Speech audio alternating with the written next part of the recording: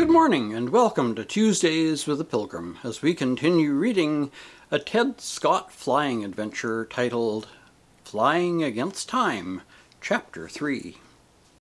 Ted Scott looked coldly at Greg Gale as the latter delivered himself of his venomous statement.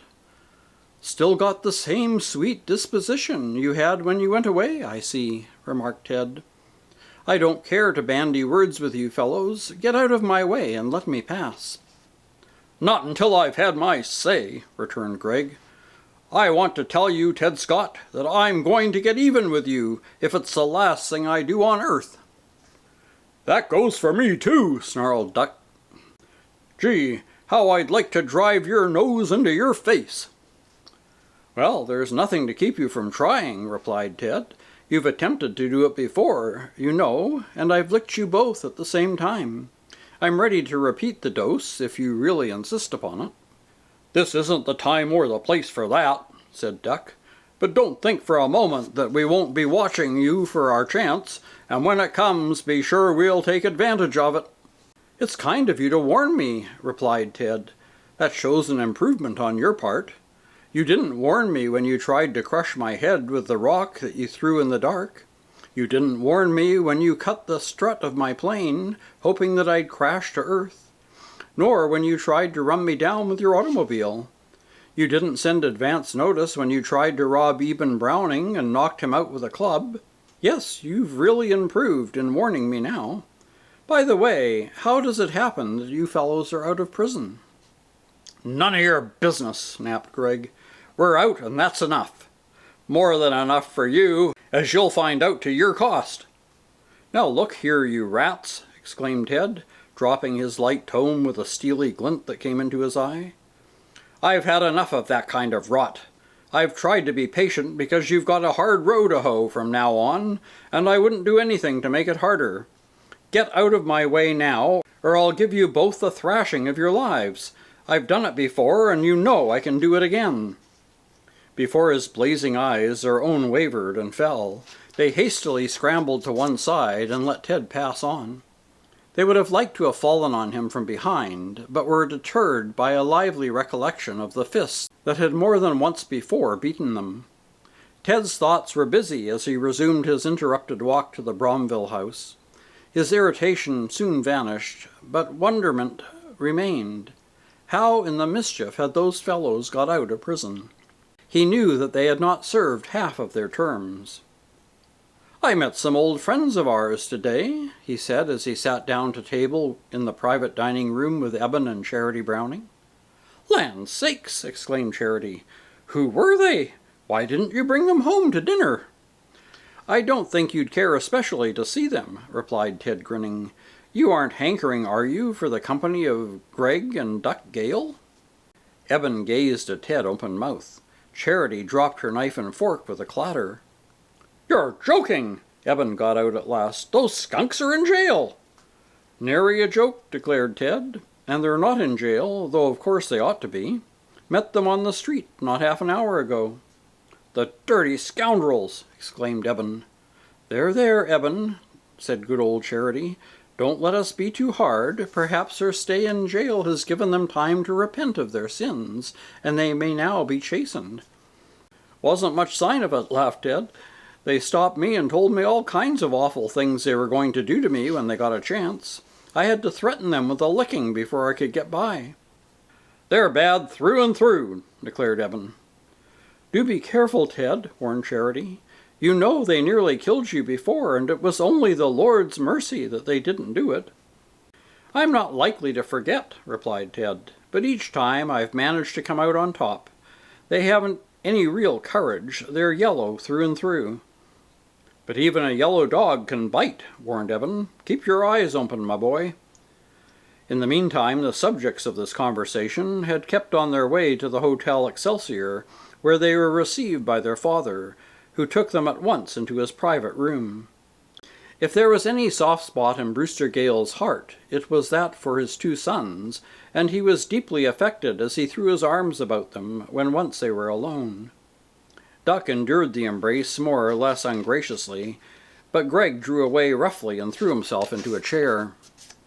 "I'm not in a hugging mood," he sneered. Why didn't you get us out sooner? You've got money enough." "I've done my best," replied his father.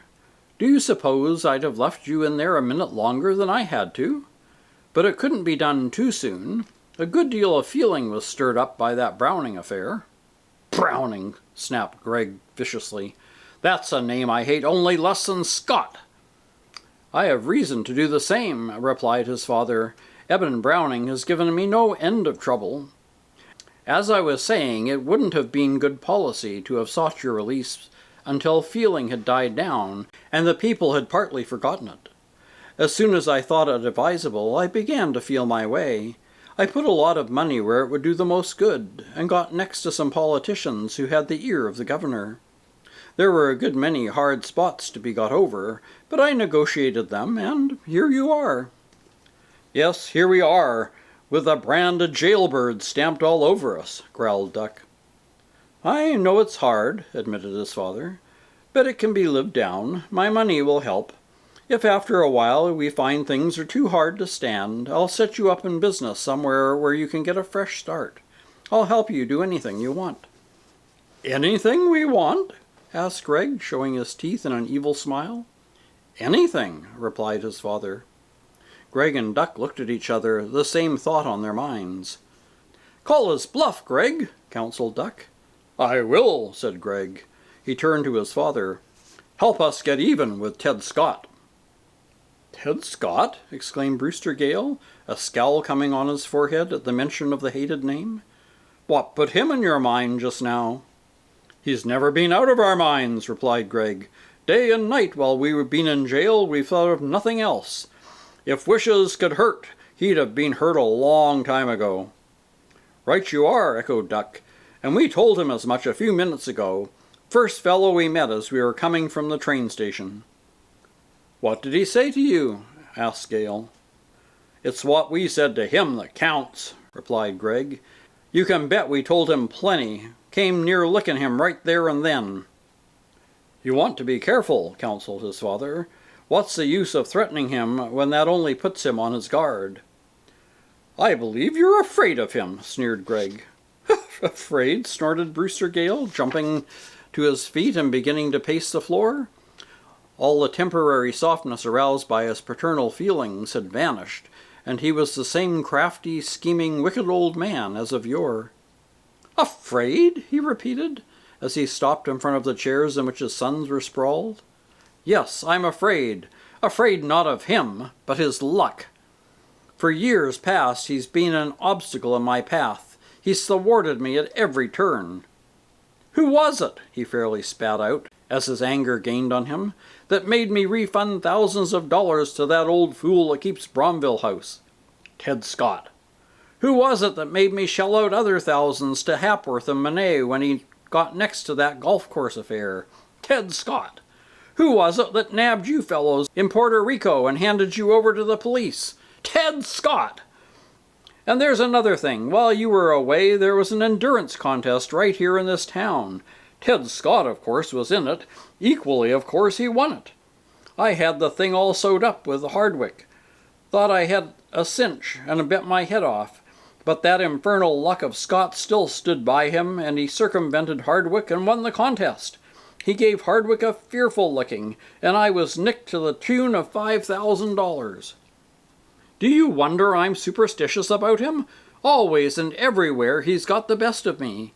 That's why I say that while I'm not afraid of Ted Scott, I'm afraid of his astounding luck." "That luck can't last always," put in Duck morosely. "Sooner or later he'll have a tumble." "It'll be the happiest day of my life when that tumble comes," declared Brewster Gale venomously. "How I hate him." "Seems to be unanimous," muttered Greg. "Strange, with all of us feeling the same way, that we can't down him. What's his next stunt? Anything special on hand?" "Yes, something that was cooked up only today," replied his father.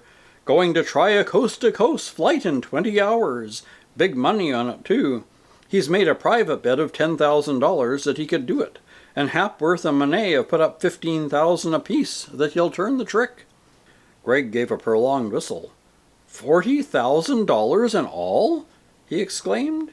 "You're right when you say that's big money. Gee, how I'd like to see him lose his bet.